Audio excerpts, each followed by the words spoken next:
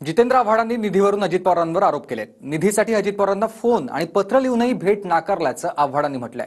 दरम्यान जितेंद्र आव्हाडांच्या या आरोपांनंतर मिटकरींनी त्यांना उत्तर दिलंय। पाहूया। अर्थमंत्र्यांना मी जवळजवळ 50 पत्र पाठवली, 50 फोन त्यांच्या पीएला केले। सगळ्यांनी सांगितलं अर्थमंत्री काय तुम्हाला अपॉइंटमेंट द्यायला तयार नाहीत। संताजी धनाजीचे घोडे औरंगजेबाच्या त्या सैनिकांना पाण्यात दिसायचे, तसे अजितदादा हे या आव्हाड साहेबांना दिसतात। त्याच्यामुळे त्यांना हळद्या रोग झालेला आहे।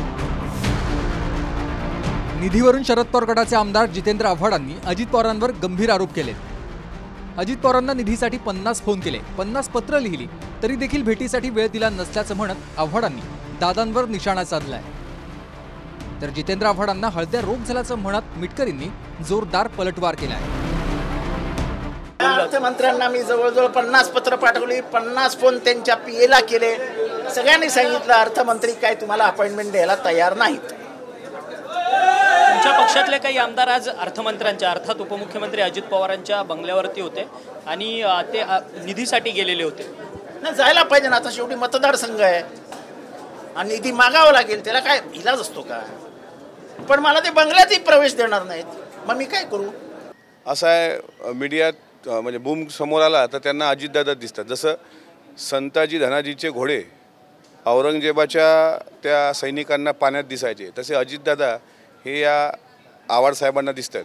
त्याच्यामुळे त्यांना हळद्या रोग झालेला आहे अजितदादा नावाचा। त्याच्यामुळे डोळे उघडले का त्यांना सगळं पिवळंच दिसतं। आता योजना केली तर ही का केली, ती नाही केली तर ती का नाही केली? शेवटी विरोधकांना विरोध करू द्या, मात्र अजून मैदान जवळ आहे।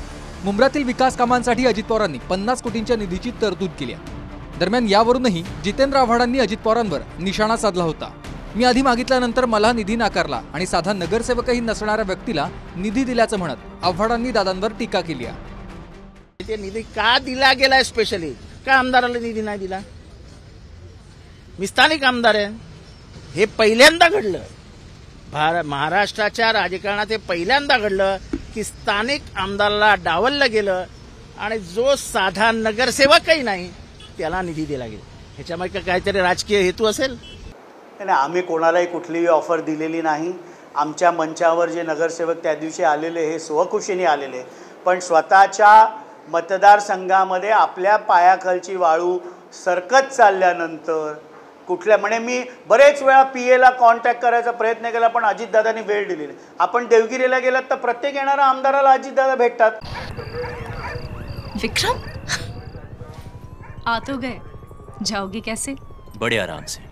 ये देश हेलो, मैं आ रहा हूँ और हाँ, भगा कर ले जाऊंगा। सिक्योरिटी!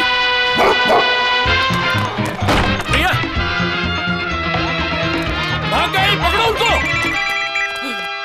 हेलो, बोला था ना, भगा कर ले जाऊंगा। विक्रम! एक हिंट तो देते। हिंट? बड़े आराम से। निधीवरून जितेंद्र आव्हाडांनी अजित पवारांवर गंभीर आरोप केले। दरम्यान आव्हाडांच्या आरोपांनंतर अजित पवार काय उत्तर देणार हे पाहणं आता महत्त्वाचं असेल। ब्युरो रिपोर्ट, TV9 मराठी। विक्रम, आ तो गए, जाओगे कैसे?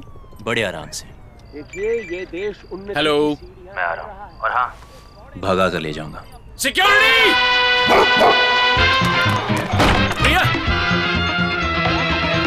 भाग गई, पकड़ो उनको। हेलो, बोला था ना, भगा कर ले जाऊंगा। विक्रम! एक हिंट तो देते। हिंट? बड़े आराम से।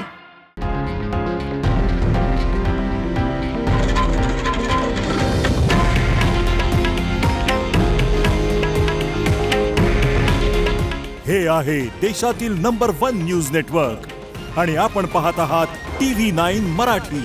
काळजी तुमची, हित महाराष्ट्राचं।